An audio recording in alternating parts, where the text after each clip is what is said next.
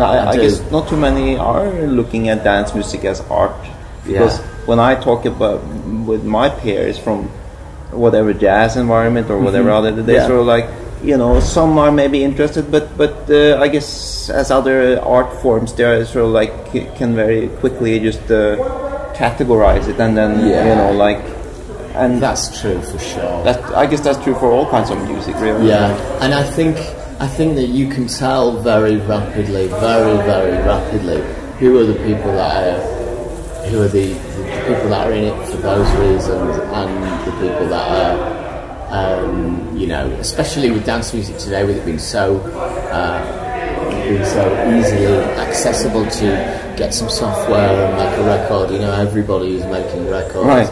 You know, everybody's a DJ and everybody's a producer. Right. You know, so everyone's like, oh yeah, check out these tracks, and you know, so it's kind of like the people that have always been the people that I connect to, and whose music that I really genuinely have a strong connection to with my heart, are the people who are artists, you know, true artists. Absolutely. You know. But now that again, I would say then that the EDM so-called music has really gone mainstream. How has that affected you, or is it just another cycle of, like you said, when the Detroit thing hit England? Oh, so you mean it's gone mainstream in terms of dance music crossing over into kind of like say American R&B and things like that? Do you mean overall? The bigger picture. Just thinking about the financial picture now that it's drawing so enormously amount of money, whether it is clubs or whether it's record sales. Well, yeah, it has. However, what I'm seeing is that I see a lot of promoters certainly in dance music. I see a lot of promoters using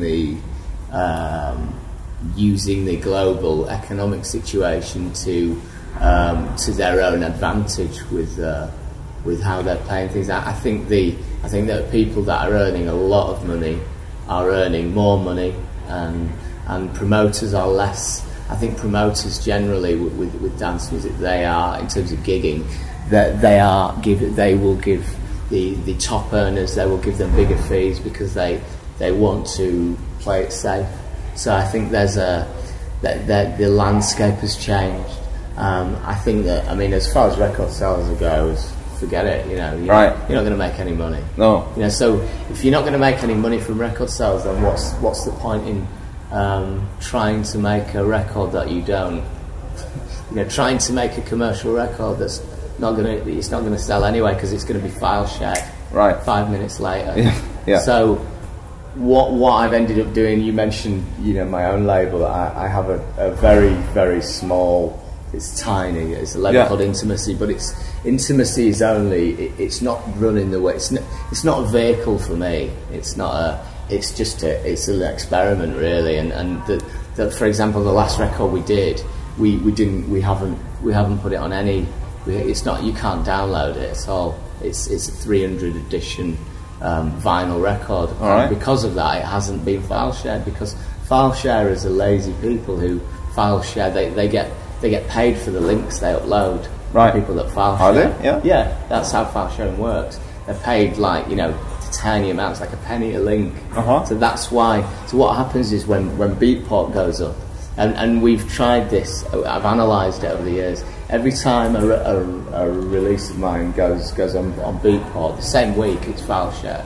Yeah. And the moment we did this, I mean, 300 edition, it's 300 copies of record is tiny, but this is 2 months ago. It hasn't been file shared yet, and they sold out within a week. Really? So yeah, so we were in profit immediately, right? And it still hasn't been file shared. Although I've spoken about it that much now that somebody will file share it now. Somebody will rip it. But the point is that